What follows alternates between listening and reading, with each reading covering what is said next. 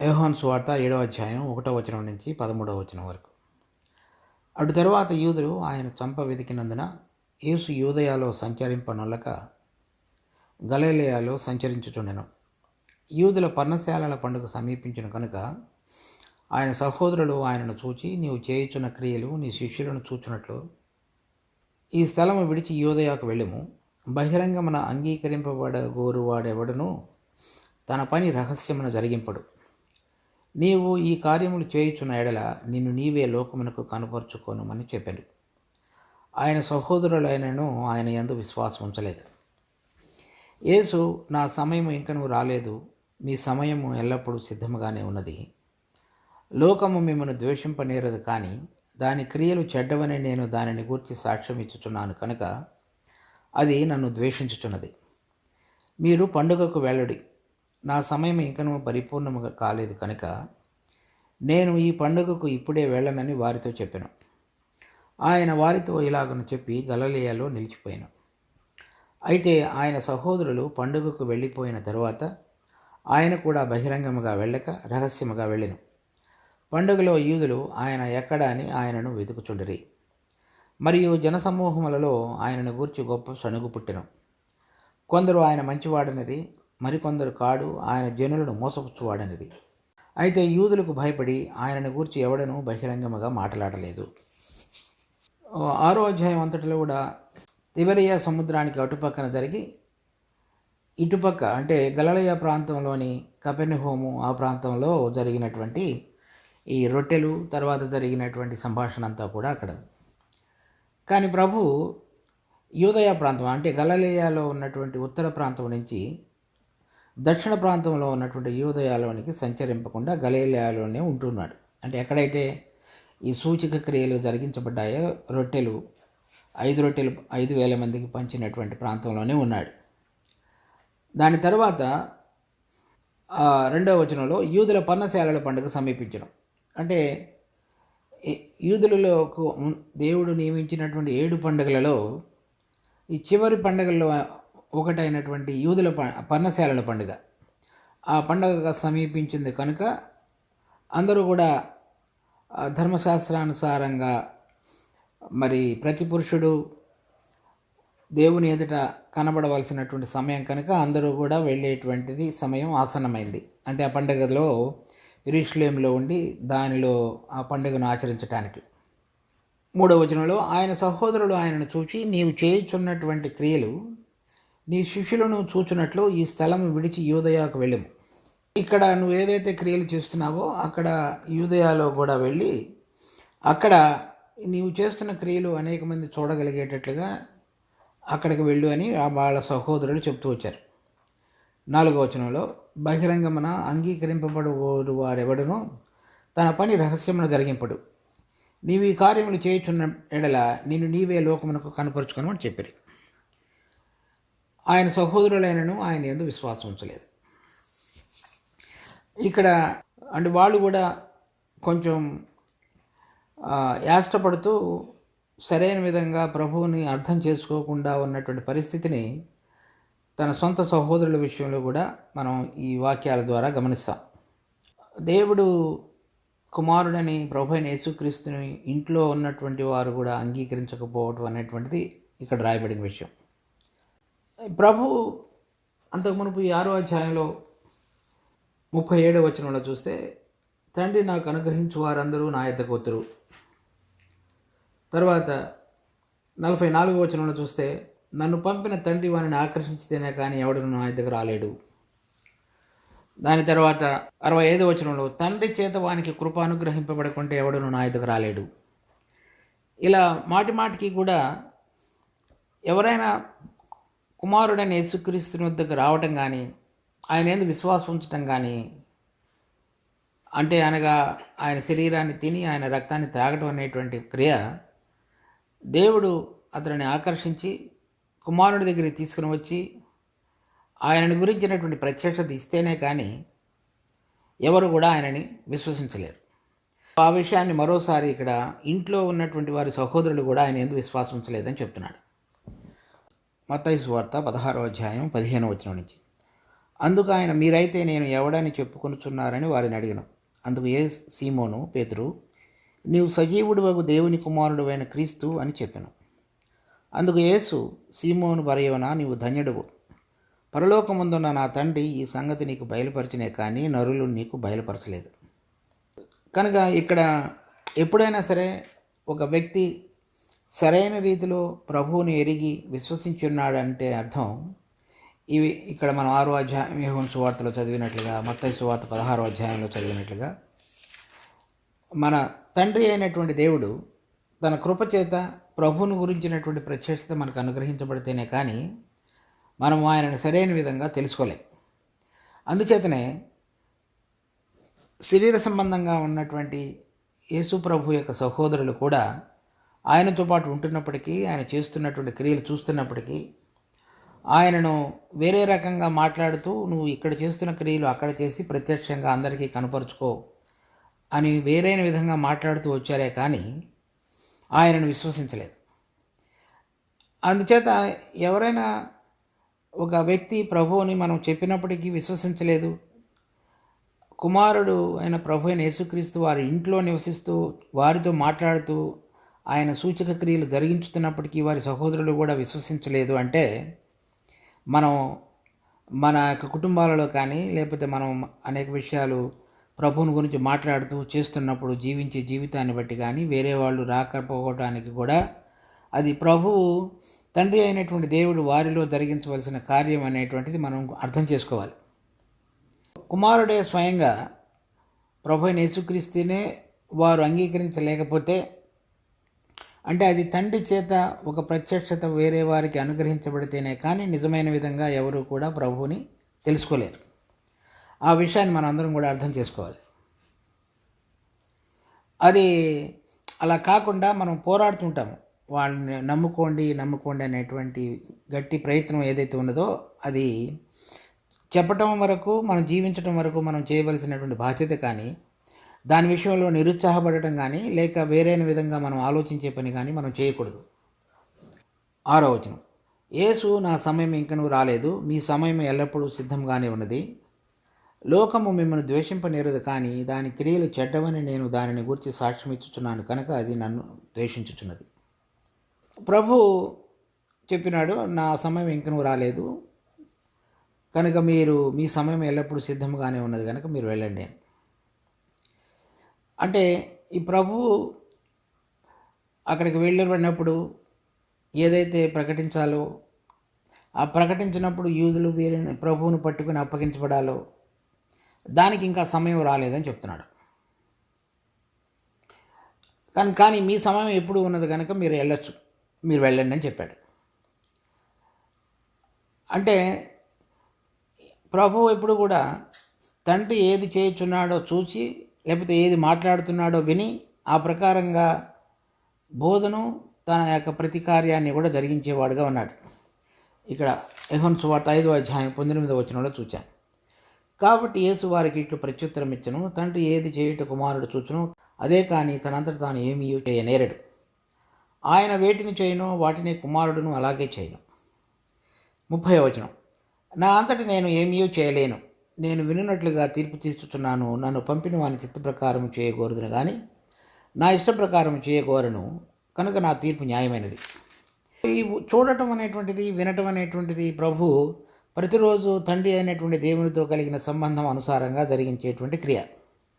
కనుక తండ్రి యొక్క ఏర్పాటులో కుమారుడికి తెలియపరచబడింది ఏంటంటే, ఇంకా సమయం రాలేదు, నువ్వు వారితో కూడా వెళ్ళవలసిన అవసరం ఇంకా రాలేదని. అందుకని మీరు వెళ్ళండి, నా సమయం ఇంకా రాలేదు, ఎప్పుడు తండ్రి చెప్తాడో నేను అప్పుడు వెళ్తాను అని చెప్తున్నాడు. అది ఒకటి. రెండవది, ఆయన అప్పగింపబడేటువంటి సమయం ఇంకా రాలేదని కూడా అర్థం.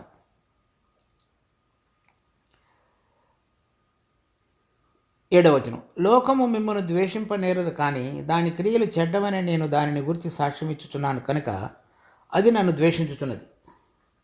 ఎందుకు ప్రభుని ద్వేషించేదిగా లోకం ఉన్నది అంటే, ఇప్పుడు అక్కడ చెప్పబడినప్పుడు యూదులు, తర్వాత ఆ యూద మత ప్రవిష్టులు, ఈ మందిరంలో పరిచర్య జరిగించేటువంటి వారు ఎవరైతే ఆయనని ద్వేషిస్తున్నారో లేక పరిసయ్యులు, శాస్త్రులు, సద్దూకయ్యులు అనేటువంటి ఈ మొత్తం రకరకాలైన తెగలైన వారు, తర్వాత యాజకులు ఎందుకు వీరందరూ కూడా ఆయనను ద్వేషించేవారుగా ఉన్నారంటే, ఇది యోహాను సువార్త 2వ అధ్యాయంలో మనం చూసాం.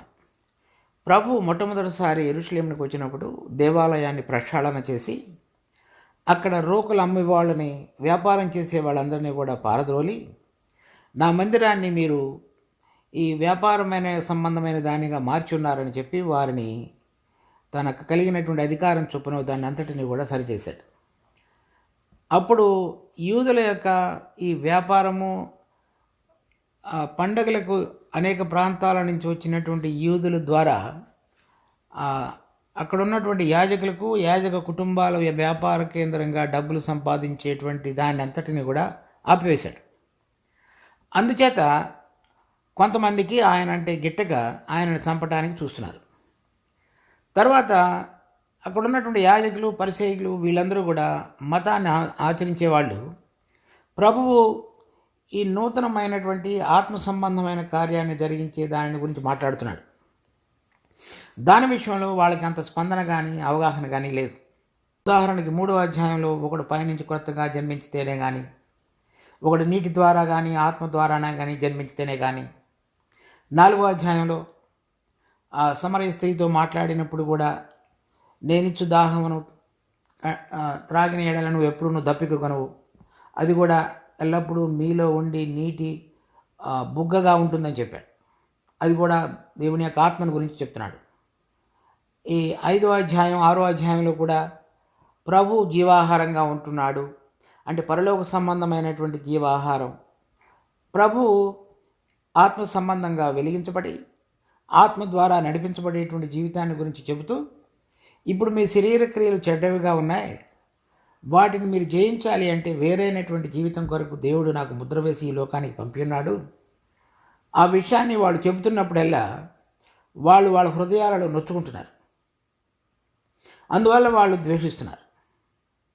ప్రభువు ఆత్మ సంబంధంగా జీవించే విషయాన్ని గురించి చెబుతూ, ఇప్పుడు వారు కలిగినటువంటి శరీర సంబంధమైన దేవునికి అయిష్టమైనటువంటి అవినీతి కార్యాలను గురించి మాట్లాడుతున్నప్పుడు వాళ్ళకి అది అంత నచ్చలేదు, ద్వేషిస్తున్నారు.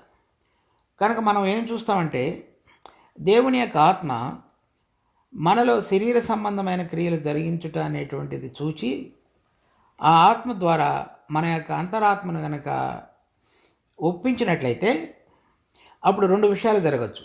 ఒకటి, ఎవరైతే దేవుని ఏర్పాటులో ఉన్నారో దేవుని ఆత్మ మనలను తాకి మనలను ఒప్పించినప్పుడు మనలో ఉన్న పాపము, పాపక్రియలు, దేవునికి వ్యతిరేకంగా ఉన్న స్వభావాన్ని గురించి మన అంగీకరింప చేసినప్పుడు దేవుడిని ప్రేమించి సరైన విధంగా నడవాలనుకునే వాళ్ళందరూ కూడా దేవుని చేత ఆకర్షించబడి ఆయన దగ్గరికి వస్తారు.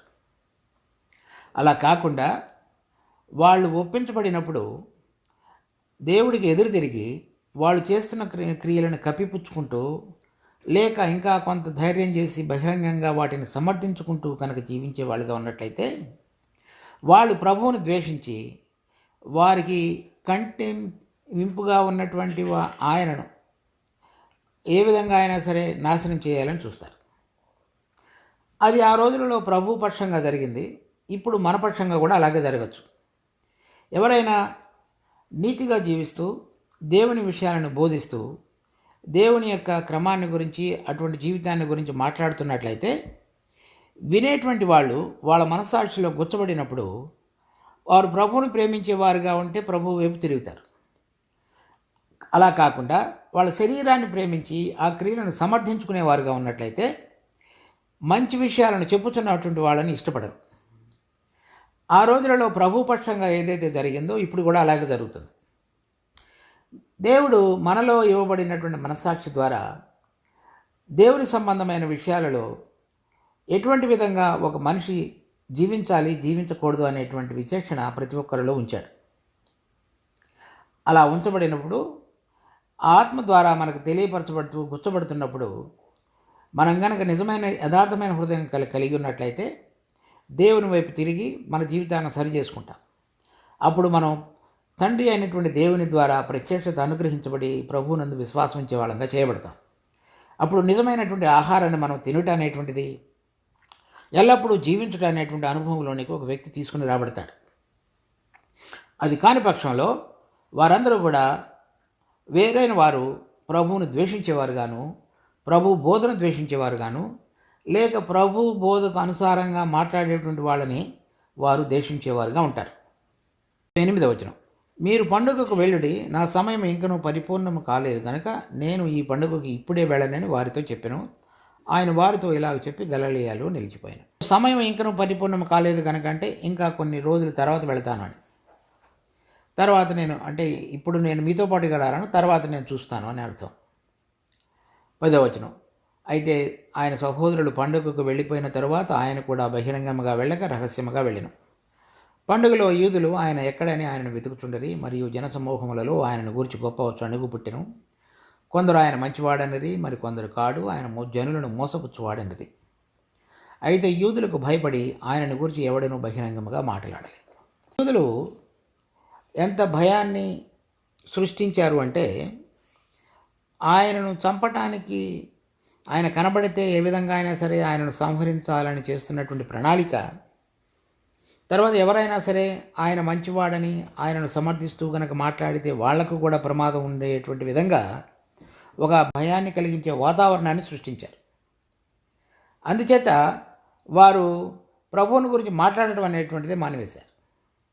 ఈ అపవాది ప్రభు సత్యాన్ని గురించి, తండ్రిని గురించి, తండ్రి మనిషిని సృష్టించుటలో కలిగిన ఉద్దేశాలను గురించి మాట్లాడుతున్నటువంటి దానికి ఆపివేయటానికి, ఎవరైతే అపవాది చేత ప్రలోభానికి గురి అయి లోకాన్ని మాత్రమే చూడగలుగుతూ లోకంలో ఉన్న విషయాలను లోకాధికారి ద్వారా పొందబడినటువంటి వ్యక్తులు ఈ ప్రభువుని ద్వేషించడం మాత్రమే కాకుండా ఆయనను గురించి మాట వినకుండా ఒక భయంకరమైన వాతావరణాన్ని కలుగు చేసిన వాడిగా కూడా ఈ అపవాదిని మనం చూస్తాం అనేక మంది హృదయాలలో.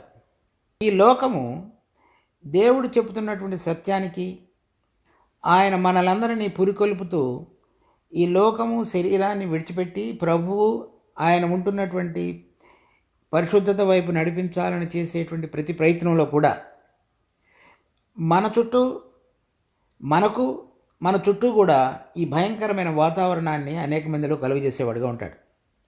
అంటే ఈ సత్యాన్ని గురించి మాట్లాడకుండా, తర్వాత అటువంటి ఆలోచనలు రాకుండా ఒక మనిషి వేరైన విధంగా జీవించేటువంటి దానికి ప్రలోభ పెట్టేటువంటి ప్రయత్నంలో ఈ అపవాది ఉంటాడు. అందుచేతనే ఈ వీళ్ళందరూ కూడా ఈ భయంకరమైన వాతావరణాన్ని సృష్టించాడు కాబట్టి అపవాది వాళ్ళు ప్రభువుని గురించి మాట్లాడలేక, అంటే అలా విధంగా ఈ అపవాది అతని యొక్క ప్రణాళికలు మనుషుల పక్షంగా ఉంటాయి. మొదటగా సత్యాన్ని చెప్పినప్పుడు ద్వేషించే మనుషులోనికి తీసుకొస్తాడు. తర్వాత ఎవరైనా సరే ఆయన మంచివాడని అన్నప్పటికీ ఆయనను గురించి మాట్లాడటానికి కూడా ధైర్యం లేకుండా ఈ ద్వేషించే వాళ్ళ ద్వారా వేరైనటువంటి ఒక భయానక వాతావరణాన్ని కూడా కలుగజేస్తాడు. అంతగా ఈ అపవాది ఇప్పుడు కూడా అలాగే ప్రయత్నం చేస్తున్నాడు. ఇప్పుడు మనం కనుక ఈ లోకంలో చూస్తున్నట్లయితే సత్యము, తర్వాత నిజమైనటువంటి దేవుడు తండ్రి దేవుని యొక్క ప్రేమ ద్వారా మనుషులను ఏ విధంగా లోకములో ఉన్నటువంటి బంధకాలలో నుంచి, పాపము నుంచి, పాప స్వభావం నుంచి విడుదల కలుగు చేయాలని చూస్తున్నాడో దాన్ని అంతటిని కూడా ఇప్పుడు మాట్లాడకుండా కూడా చేస్తున్నాడు. రకరకాలైన ఆకర్షణల ద్వారా కానీ, లేక దీనిని ద్వేషించేటువంటి తత్వంలోనికి కానీ మనుషులందరినీ కూడా నెట్టివేస్తున్నాడు. అలా కాకుండా ఎవరైతే తండ్రి చేత ఆకర్షించబడి వాళ్ళ యొక్క మనస్సాక్షిలో నేను సత్యాన్ని ప్రేమించి, నీతిని ప్రేమించి, నన్ను సృష్టించిన సృష్టికర్తను ప్రేమించి నేను ఆయన దగ్గరకు వచ్చి ఆయన చేత ఆకర్షించబడి నేను ముందుకు సాగలగాలి అనే జీవితాలను ప్రభువు భద్రపరిచి వారిని ఆశీర్వదించి వారిని తన హక్కును చేర్చుకునేవాడుగా ఉంటాడు. ఆ విషయాన్ని మన ప్రభు యొక్క పరిచర్యలో ఉన్నటువంటి ఈ 2 తెగలైనటువంటి వారిని మనం గమనించాలి. కానీ ఎవరైతే ప్రభువును వెంబడించాలని ఈ సత్యాన్ని అంగీకరించి తండ్రి చేత ఆకర్షించబడిన వారు తక్కువ మంది. ఆయన బోధను తిరస్కరించిన వారు, తర్వాత ఆయనను చంపాలని చూసేటువంటి వారు, తర్వాత ఒకవేళ బోధ నచ్చినప్పటికీ రాకుండా బయట మాట్లాడకుండా ఉండేటువంటి వారు ఎక్కువ శాతం ఉన్నారు. కనుక ఇప్పుడు జరుగుతున్నటువంటి విషయం కూడా అదే. కనుక దీని విషయంలో మనం అధైర్యపడకుండా ప్రభు మనలో జరిగించబడినటువంటి కార్యం కొరకు యథార్థమైన హృదయంతో మరి మనం విశ్వాసం ఉంచి సరైన విధంగా జీవించగలిగితే మనము దేవుని ద్వారా ఆశీర్వదించబడినటువంటి గుంపులోనికి చేర్చబడతాం.